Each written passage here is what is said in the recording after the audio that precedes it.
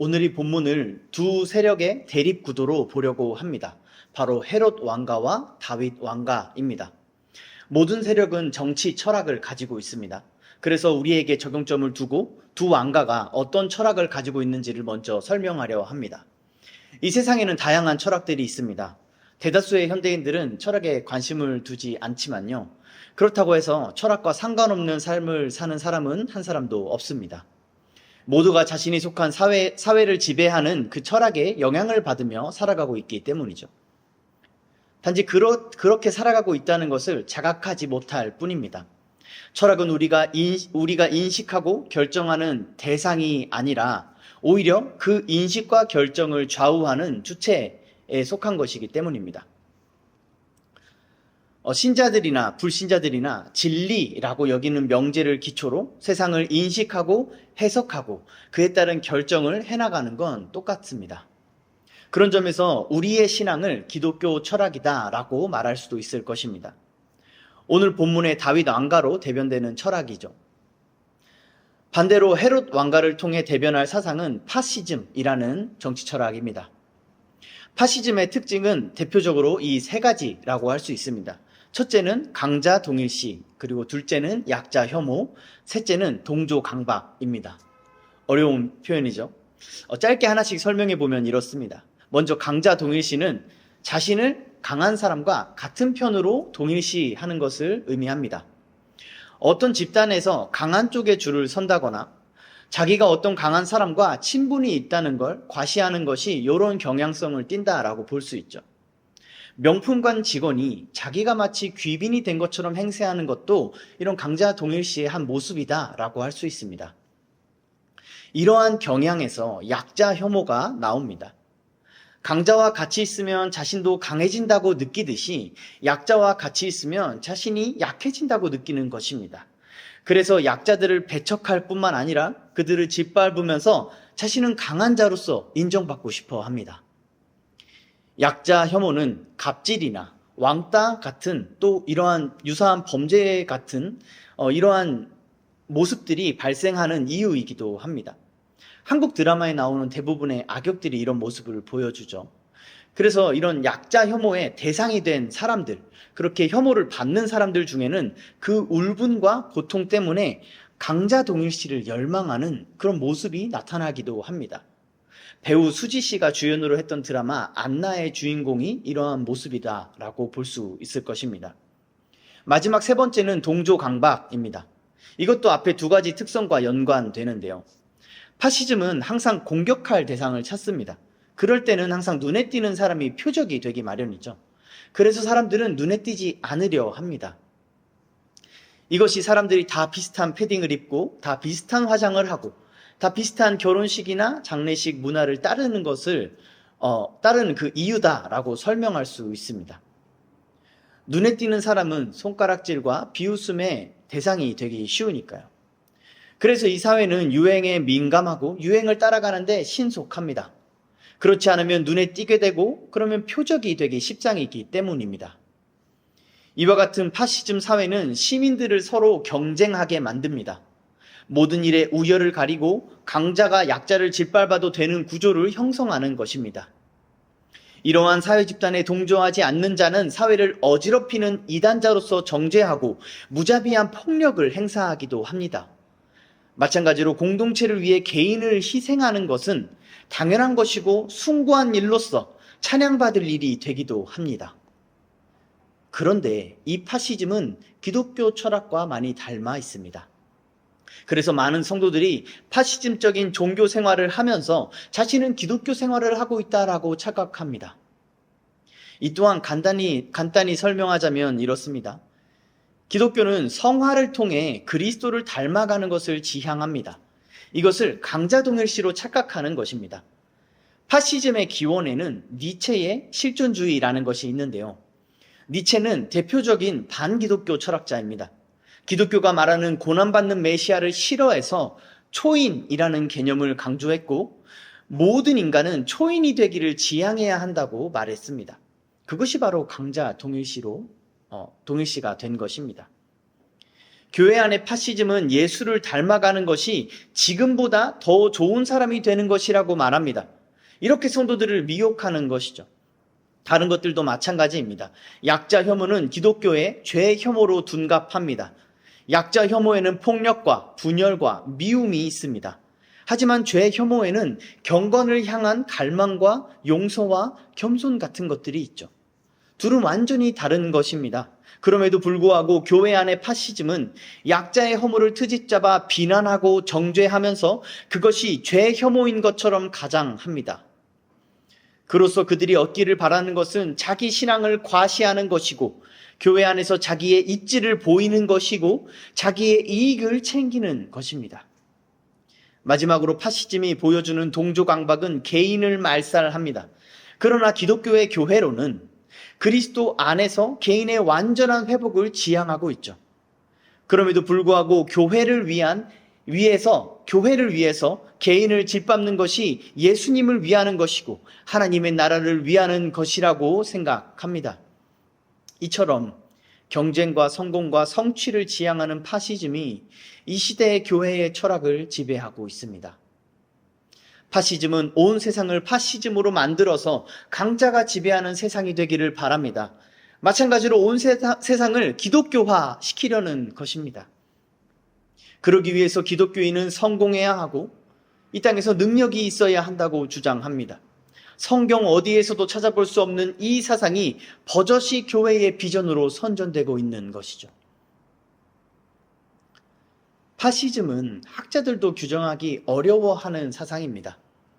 그러나 그 모호함이야말로 파시즘의 가장 강력한 무기다라고 할 수 있습니다.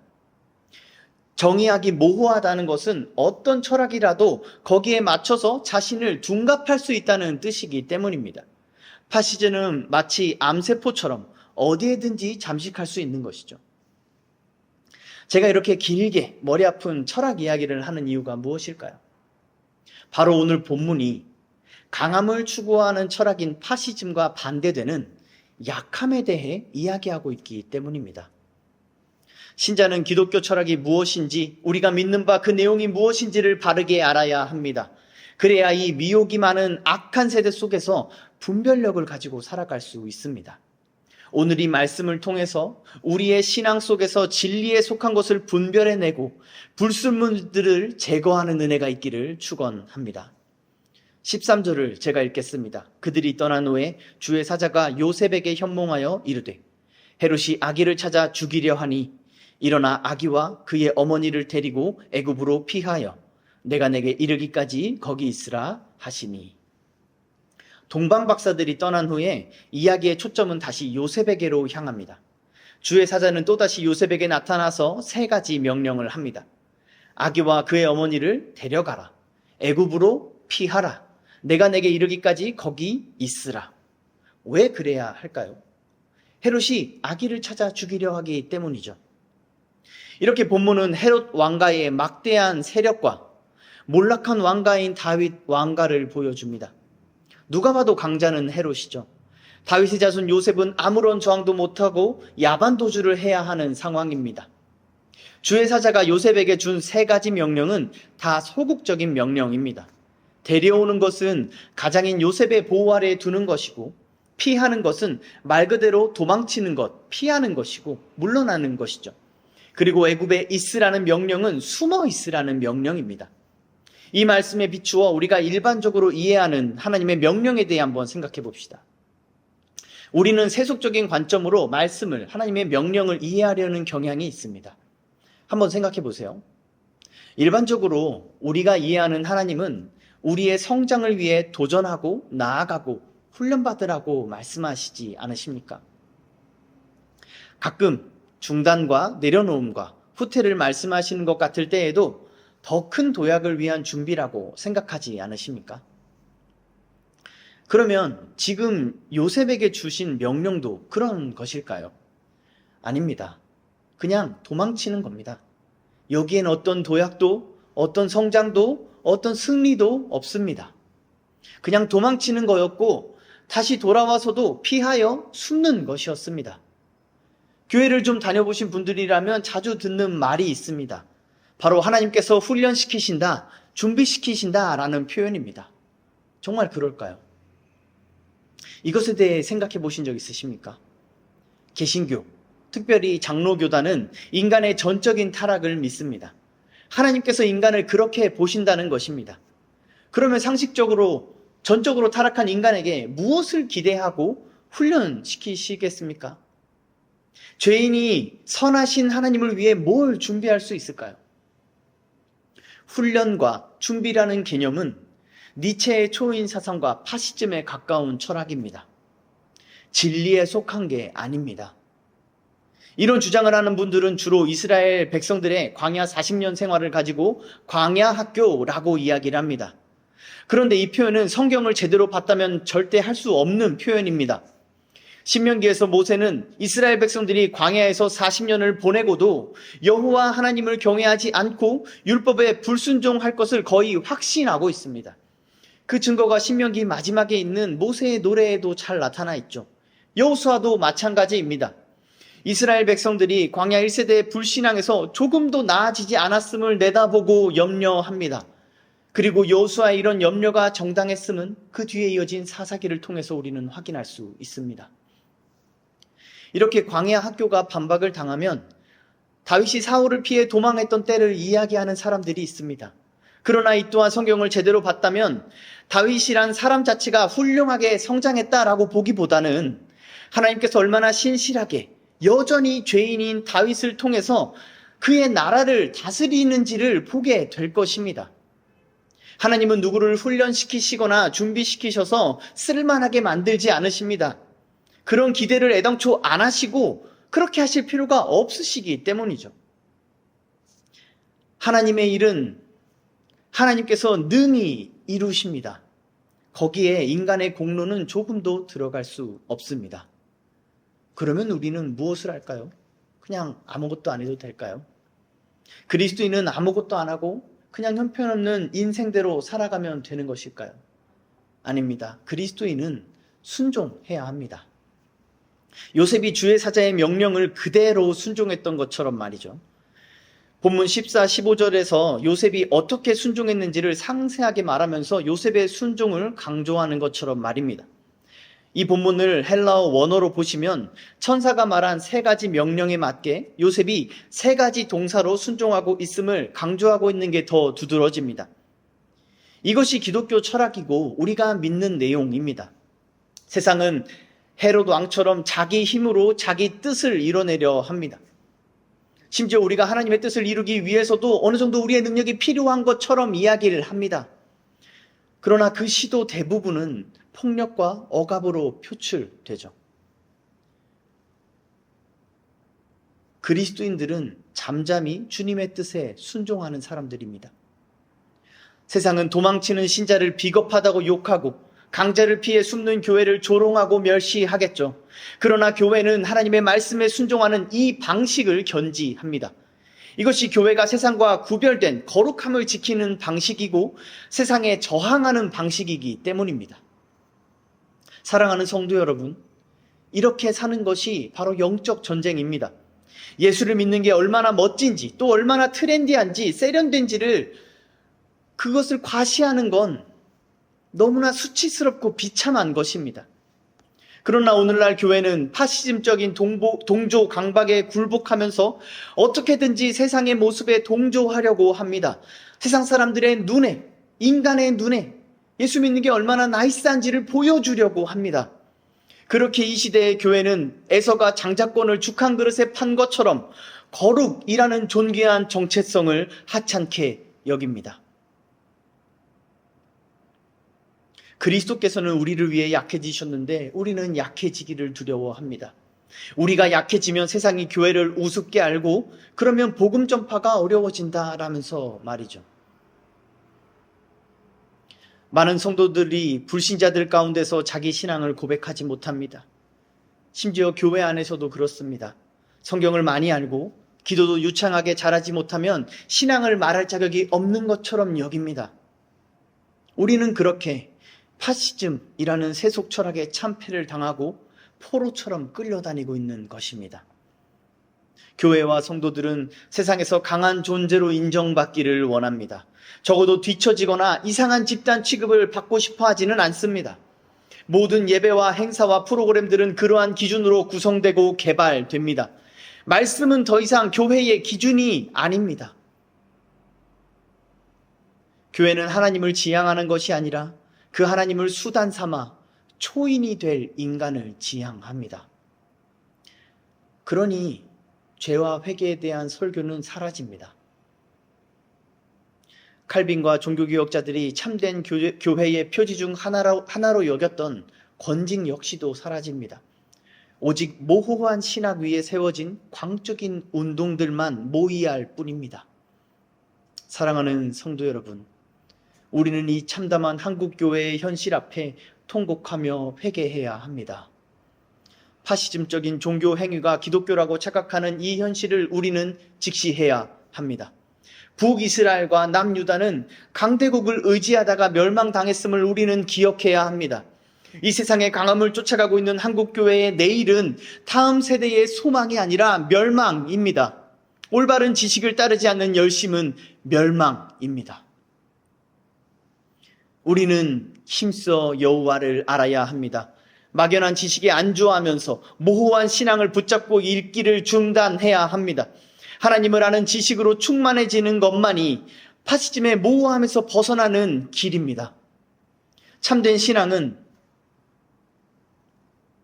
야반도주하는 요셉처럼 볼품없어 보일 수 있습니다. 게다가 위험하기까지 합니다. 지난주에도 말씀드렸던 것처럼 고대 중동에서 밤에 여행한다는 것은 목숨을 잃을 수도 있는 일입니다. 게다가 요셉은 아내와 아기를 데리고 있죠. 그의 결정에 3명의 목숨이 달린 것입니다.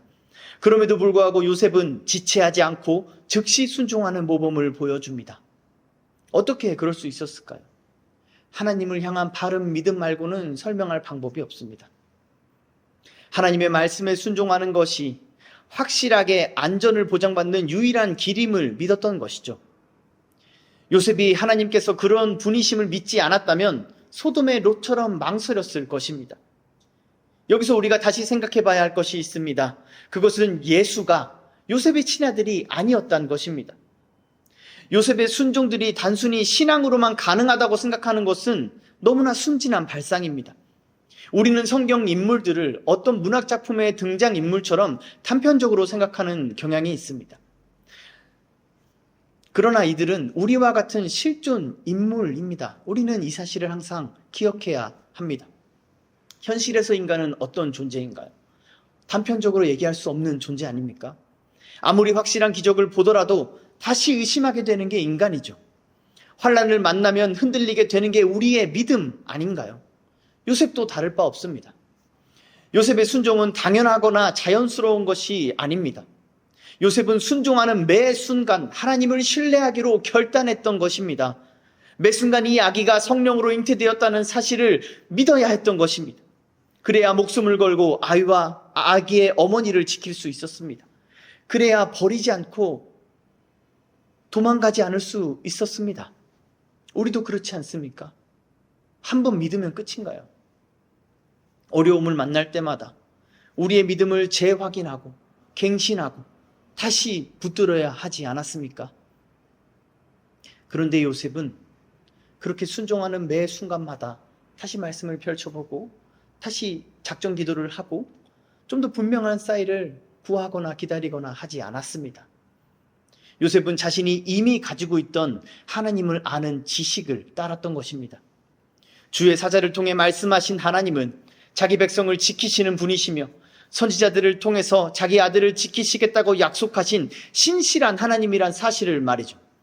요셉은 지금껏 자기를 인도하신 하나님을 신뢰했던 것입니다. 그는 출애굽 백성들처럼 하나님께서 행하신 일들을 다 잊어버리고 또 의심하고 또 원망하지 않았던 것입니다.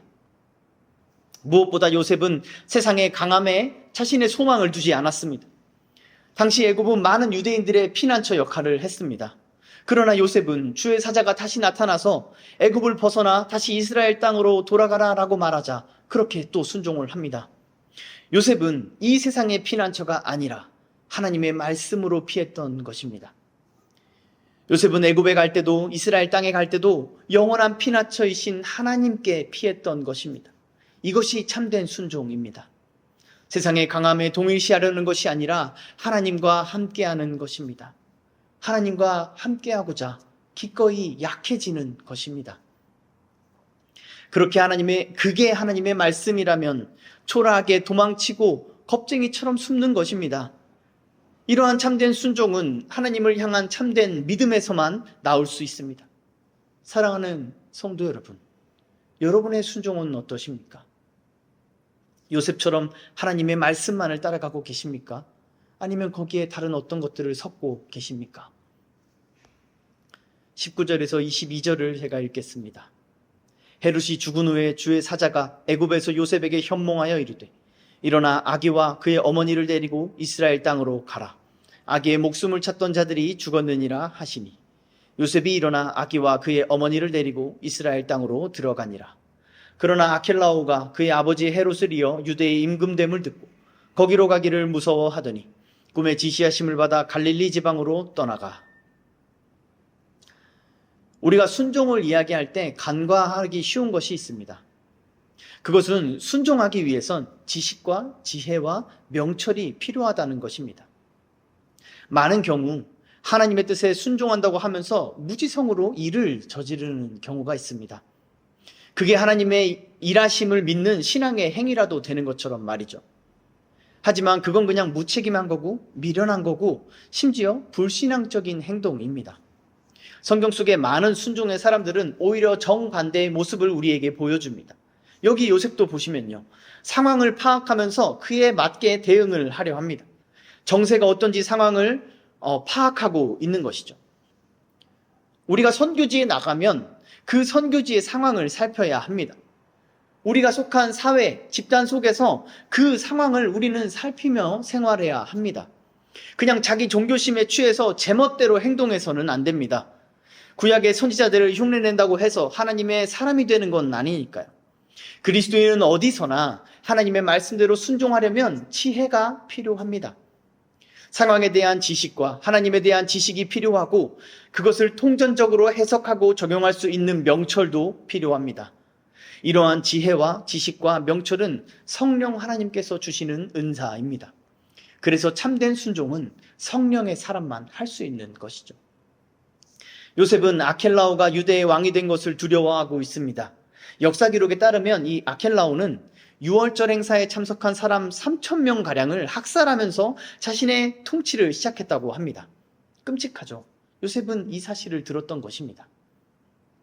헤롯이 죽어서 이제 괜찮겠구나 했는데 헤롯 못지않게 잔인하고 악한 왕이 유대를 지배하게 된 것이죠. 여기서 생각해 봅시다. 요셉은 왜 이스라엘로 돌아왔나요? 분명 하나님께서 아기의 생명을 위협하는 대적들이 다 죽었다고 하시지 않았나요? 그런데 저 아켈라오는 대체 뭐란 말입니까? 분명히 말씀대로 따라서 순종을 했는데 상황이 말씀과 전혀 다른 것 같습니다. 그때 주의 사자가 다시 꿈에 나타나서 갈릴리 지방으로 가라고 명하십니다. 그렇게 요셉은 베들레헴에서 약 110km 북쪽에 위치한 갈릴리 지방의 나사렛이란 작은 동네로 이동을 합니다. 베들레헴은 아켈라오의 영토지만 나사렛은 안디바라는 이 다른 분봉왕의 영토였던 것이죠. 여기서 우리에게 교훈하는 것이 있습니다. 요셉은 상황을 파악했고 그래서 두려워했습니다. 그러나 요셉은 그 자신의 판단에 따라서 순종을 하지 않았습니다. 무슨 말이냐면 하나님의 말씀에 순종하는 일에 자신의 판단을 섞지 않았다는 것입니다. 요셉은 두려워했지만 그 두려움을 행동으로 옮기지 않았습니다. 하나님의 말씀을 잠잠히 기다렸고 어느 날 꿈을 통해 말씀하시자 그대로 순종했습니다. 성경에는 준행이라는 단어가 나옵니다. 노아가 방주를 지을 때 또 모세를 통해 주신 율법을 얘기할 때 주로 사용되는 단어입니다. 이 단어는 하나님께서 말씀하신 그대로 행한다라는 의미를 담고 있습니다. 요셉의 순종이 바로 준행하는 것이었죠. 여기서 우리가 알아야 할 두 가지가 있습니다. 하나는 하나님의 말씀이 하나님의 말씀으로 이루어진다는 것이고 다른 하나는 하나님의 말씀이 하나님의 사람의 순종을 통해 이루어진다는 것입니다. 이 사실을 믿는다면 우리는 하나님의 말씀에 준행해야 합니다. 거기에 우리의 생각과 판단과 감정을 섞어서는 안 되는 것이죠. 상황이 위험합니다. 하나님께서 말씀해 주셨던 것과 상황이 많이 다른 것 같습니다. 그럼에도 불구하고 요셉은 기다립니다. 요셉은 도망쳤지만 겁쟁이는 아니었던 것이죠. 요셉은 애굽에 숨어 있었지만 비겁한 사람은 아니었던 것입니다. 요셉은 순종의 사람이었습니다. 요셉은 하나님의 말씀을 준행하는 사람이었습니다. 칼빈은 인간이 하는 모든 생각과 행동에 죄가 있음을 경고하고 있습니다. 인간은 전적으로 타락하고 부패한 존재라면서 말이죠. 그렇다면 하나님의 말씀에 우리의 생각이나 판단이나 감정을 더하는 것은 죄를 더하는 것과 같습니다. 그것이 스스로 판단하기에 아무리 선하고 옳은 것이라 해도 말이죠. 우리가 하나님의 말씀에 순종함에 필요한 것은 하나님을 아는 지식과 지혜와 명철함 뿐입니다. 하나님의 말씀은 하나님의 성품을 따라 해석돼야 하는 것이죠. 이 말이란 것은 누가 했는지, 누구에게 했는지, 또 어떤 상황에 했는지 같은 이런 정황들에 따라서 그 의미가 달라집니다. 이 중에 가장 큰 영향을 끼치는 것은 누가 말했는가입니다. 단적인 예로 평소에 싫다라는 말을 많이 하는 사람이 말하는 싫다라는 말과 평소에 좋다라는 말을 주로 하는 사람이 말하는 싫다라는 말의 의미가 다른 것처럼 말이죠. 우리가 하나님의 말씀을 바르게 이해하기 위해선 하나님이 어떤 분이신지, 그분의 성품이 어떠한지를 알아야 하는 것입니다. 그리고 이 지식은 계시된 말씀을 통해서만 얻을 수 있는 지식입니다. 이 점이 오늘 우리에게 중요합니다. 우리는 내가 경험한 하나님에 지나치게 치중하는 경향이 있습니다.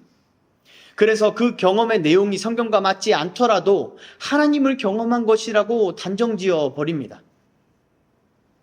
그런 지식들로 형성된 나의 하나님은 성경이 증언하는 하나님과 다른 존재가 되는 것이죠. 그래서 우리는 매 순간 하나님의 말씀으로 다시 돌아가서 하나님을 배워야 합니다. 하나님은 우리가 다 이해할 수 없는 분이시고 죄인인 우리가 익숙해질 수 없는 분이시기 때문입니다.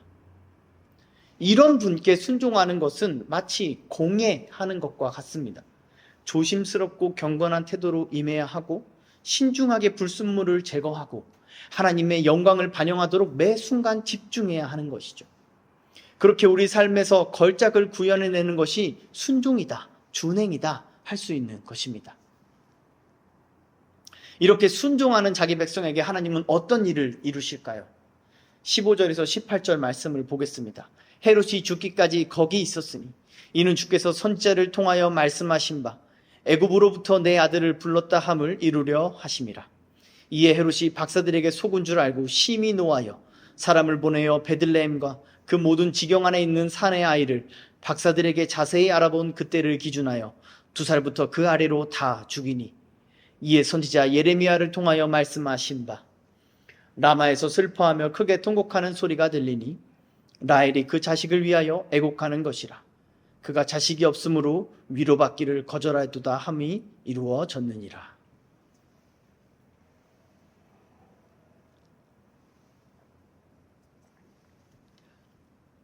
이 15절에서 인용하고 있는 말씀은 호세아 11장에 기록된 말씀입니다. 이 예언은 이스라엘 백성을 향해 하신 말씀이었죠. 이것이 이 마태복음 본문에서 예수님께 적용되면서 예수님께서 참 이스라엘로 여김을 받으십니다. 우리와 같아지신 것이죠. 이어지는 헤롯의 영아학살 사건은 모세의 이야기를 떠올리게 합니다. 이 외에도 본문은 여러 곳에서 모세의 이야기를 떠올리게 하고 있죠. 이를 통해서 예수님이 하나님께서 보내신 구원자이심을 암시하려는 것입니다. 그렇게 마태복음에서 예수님은 구원하시는 하나님이시면서 동시에 구원을 받는 그 백성이기도 하신 이중의 역할로 그려지고 있는 것입니다. 예수님께서 하나님이시면서 동시에 사람이신 것을 생각하게 하는 부분이죠. 헤롯의 영아학살과 관련해서 인용된 이 말씀은 예레미야 31장에 기록된 말씀입니다. 우리는 마태가 인용하고 있는 이 두 구약 본문의 유사점에 주목해 보려 합니다. 두 예언 모두 이스라엘의 범죄와 하나님의 신실한 사랑을 말하고 있습니다. 호세아 선지자는 북이스라엘에서 활동했고 예레미야 선지자는 남유다에서 활동했던 선지자였습니다. 게다가 각각 북이스라엘과 남유다가 망하기 직전에 활동했던 마지막 선지자였다라는 점도 주목해 볼 만합니다. 이들은 하나님을 떠나 우상을 숭배하며 세상의 강함에 자신을 동일시하려 했던 이스라엘의 음란하고 패역함을 고발하면서 그들이 결국 멸망하게 될 것을 예언합니다. 그러나 이스라엘은 회개하지 않았고 돌이키지 않았고 세상의 강함을 쫓아가다가 결국 그 강함에 집어삼켜져 멸망을 당하게 되죠. 그럼에도 불구하고 하나님은 이 백성을 포기하지 않으셨습니다. 당신의 영광을 위하여 이 패역한 배신자들과 맺으신 언약을 신실하게 지키신 것입니다. 그 신실함이 멸망당한 그의 백성들에게 인애와 구원으로 나타나는 것이죠. 이러한 반전과 소망은 가장 비극적인 사건을 기록하고 있는 영아 학살 사건에 인용된 예레미야서 31장에서 가장 두드러지게 나타납니다. 성경 전체에서 가장 중요한 주제 중 하나인 새 언약이 바로 여기에 처음 등장하는 것이죠. 18절을 보시면 라마에서 슬퍼하며 크게 통곡하는 소리가 있다라고 말하고 있습니다. 그 통곡의 이유는 자식이 없기 때문이라고 말하죠. 자식이 없다는 것은 미래가 없다는 것입니다. 소망이 없다는 것이죠. 모든 소망이 끊어진 상태이기에 슬퍼하고 크게 통곡하는 것이고 애곡하는 이들에게 그 어떤 위로도 위로가 되지 못하는 것입니다. 나라와 민족과 또 성전, 나와 내 가족의 삶을 구성했던 그 모든 것을 빼앗기고 처절한 절망에 빠진다는 것이 어떤 의미인지는 우리는 다 알 수 없을 것입니다. 그러나 이것들과 비교해서 지극히 사소한 것을 잃고도 큰 시리에 빠지는 현대인들이 견딜 수 없는 절망이라는 사실은 분명합니다. 그런데 그만큼 큰 절망에 빠진 이들에게 여호와께서 말씀하십니다. 여호와께서 이같이 말씀하시니라. 네 울음소리 그리고 내 눈물을 멈출지어다. 너의 장래에 소망이 있을 것이라. 너의 자녀가 자기들의 지경으로 돌아오리라. 여호와의 말씀이니라. 사랑하는 성도 여러분, 여호와 하나님은 모든 절망에서 우리를 건지시는 분이십니다. 주님은 우리가 붙잡을 장래의 소망이요 죽음도 이기신 산 소망이십니다. 마태는 포악한 왕의 폭력에 베들레헴이 통곡하는 상황 속에서 소망 되신 하나님을 기억하며 그 약속의 말씀을 떠올리고 있는 것입니다. 그렇게 성경은 우리에게 지금의 이 절망적이고 고통스러운 순간도 하나님께서 약속하신 그 구원을 이루어 가시는 과정임을 기억하라라는 것입니다. 예레미야서의 예언에서 주님은 이어서 이렇게 말씀하십니다. 에브라임은 나의 사랑하는 아들, 기뻐하는 자식이 아니냐. 익숙한 문구죠. 맞습니다. 예수님께서 세례를 받으실 때 하늘에서 들려온 말씀입니다. 바로 이 예수를 통해 하나님의 언약이 성취되는 것입니다. 모든 절망에서 구원하심이 이 예수를 통해 이루어집니다. 내일을 기대할 수 없는 자들에게 장래의 소망이 되어주시는 분이 이 예수님입니다. 세상의 강함과 폭력 속에서 통곡하는 자들에게 주시는 하나님의 참된 위로와 자유와 안식이 이 예수를 통해 이루어집니다. 범죄함으로 멸망당한 자들을 끝까지 사랑하시는 하나님의 그 놀라운 사랑이 바로 이분 예수 그리스도를 통해 이루어지는 것입니다. 이 예수가 이 땅에 오셨습니다. 우리에게 오셨습니다. 임마누엘로 우리와 함께 하시려고 하나님께서 사람이 되신 것입니다. 이분은 약자를 혐오하고 짓밟는 세상 속에서 가장 약한 존재로 아기로 오셨습니다. 이분은 이 땅에서 계속해서 도망 다니시고 피해 다니시다가 붙잡히시고 끌려가셔서 폭력과 수치를 당하실 것입니다. 무력하게 죽임을 당하실 것입니다.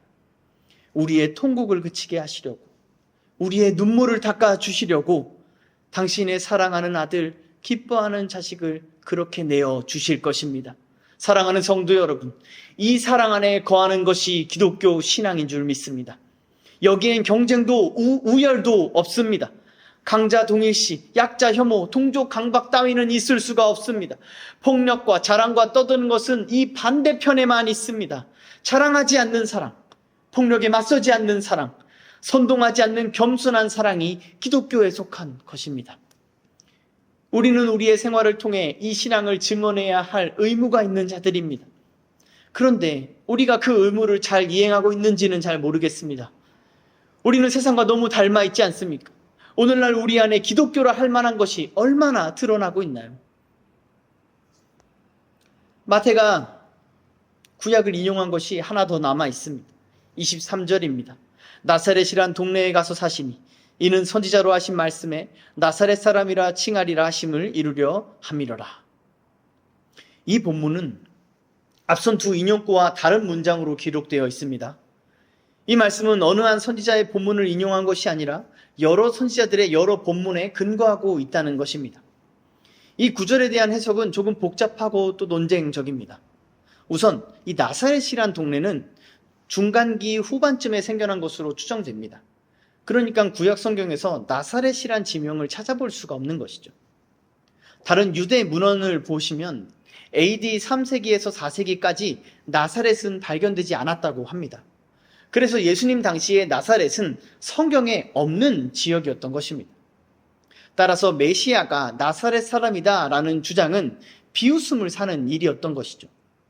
이 나사렛이란 동네, 바로 옆 동네에 살았던 나다나엘, 그 나사렛 바로 옆 동네, 가나란 동네, 거기 살았는데요. 이 나다나엘이란 사람도 나사렛에서 무슨 선한 것이 날 수 있느냐라고 말했었죠. 그것만 생각해봐도 이러한 주장이 당시에 얼마나 멸시를 받았는지를 알 수 있습니다. 당시 나사렛은 이런 취급을 받는 동네였습니다. 역사 기록에 따르면 인구가 400여 명밖에 되지 않는 매우 작은 시골 마을이었죠. 실제로 나사렛은 작고 초라한 동네였던 것입니다. 다른 동네들과 다르게 역사도 없는 곳이었으니 무가치하고 무의미한 곳으로 여겨졌을 것입니다. 그런데 역설적으로 바로 이러한 특징들이 구약의 선지자들이 예언했던 메시아에 부합했던 것이죠.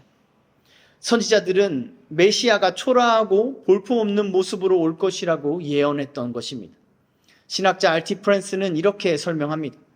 예수에게 붙여진 나사렛 사람이라는 경멸적인 말의 함의는 몇몇 선지자가 예언한 바로 그것, 부적절한 지역 출신이고 유대 전통의 기대에 부합하지 않으며 그 결과 자기 백성에게 받아들여지지 않을 메시아를 잘 표현했다.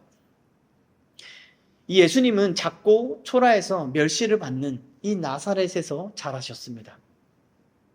그리고 예수님은 평생을 나사렛 사람, 초라한 사람이라고 불리셨죠. 오늘도 예수님은 나사렛 사람이십니다. 예수님을 만나고 싶으신가요? 그러면 나사렛으로 가시면 됩니다. 예수님은 제자들에게도 내가 살아난 후에 너희보다 먼저 갈릴리로 가리라 라고 말씀하셨죠. 예수님은 갈릴리에 계십니다. 그 변방에, 그 멸시받는 작은 동네에 계십니다. 거기서 그분은 경멸적인 호칭인 나사렛 예수로 불리고 계십니다. 이 예수는 TV나 SNS에 계시지 않습니다. 화려한 조명이 비치는 무대 위에 계시지 않습니다. 예수님은 유력한 자들이 아니라 무명한 자들과 함께 하십니다. 자신의 경건함과 의로움을 은근히 자랑하는 사람들이 아니라 자기 죄로 인해 신음하는 사람들과 함께 계십니다. 이분은 로마의 예수가 아니고 예루살렘의 예수가 아니고 나사렛 예수이십니다. 우리는 나사렛 예수가 우리의 왕이요, 구원자요, 하나님이심을 고백합니다. 나사렛 사람, 우리는 우리가 사랑하는 주님을 따라서 이렇게 불리기를 소원합니다. 강한 자들과 자신을 동일시하려 하지 않습니다. 약한 자들을 혐오하기는커녕 오히려 그들의 친구가 되기를 원합니다. 동주강박에 사로잡히는 것이 아니라 편견 없이 그리스도 안에서 함께 하기를 소망합니다. 그래서 사도 바울은 이렇게 고백합니다. 고린도전서 9장 말씀입니다. 내가 모든 사람에게서 자유로우나 스스로 모든 사람에게 종이 된 것은 더 많은 사람을 얻고자 함이라. 유대인들에게 내가 유대인과 같이 된 것은 유대인들을 얻고자 함이요, 율법 아래 있는 자들에게는 내가 율법 아래 있지 아니하나 율법 아래 있는 자 같이 된 것은 율법 아래 있는 자들을 얻고자 하며, 율법 없는 자에게는 내가 하나님께는 율법 없는 자가 아니요 도리어 그리스도의 율법 아래 있는 자이나 율법 없는 자와 같이 된 것은 율법 없는 자들을 얻고자 함이라. 약한 자들에게 내가 약한 자와 같이 된 것은 약한 자들을 얻고자 함이요. 내가 여러 사람에게 여러 모습이 된 것은 아무쪼록 몇 사람이라도 구원하고자 함이니 내가 복음을 위하여 모든 것을 행함은 복음에 참여하고자 함이라. 그리스도인들은 복음에 참여하고자 약한 자와 같이 됩니다. 사도 바울의 이 고백은 일종의 동조 강박처럼 들릴 수 있습니다. 하지만 그가 같아지고자 하는 부류의 사람들을 보면 전혀 다르다는 것을 알게 됩니다. 그 같아지기를 소망하는 부류는 각자의 영역에서 약한 자들입니다. 사도 바울은 이 고백을 고린도 교회 성도들에게 하고 있습니다.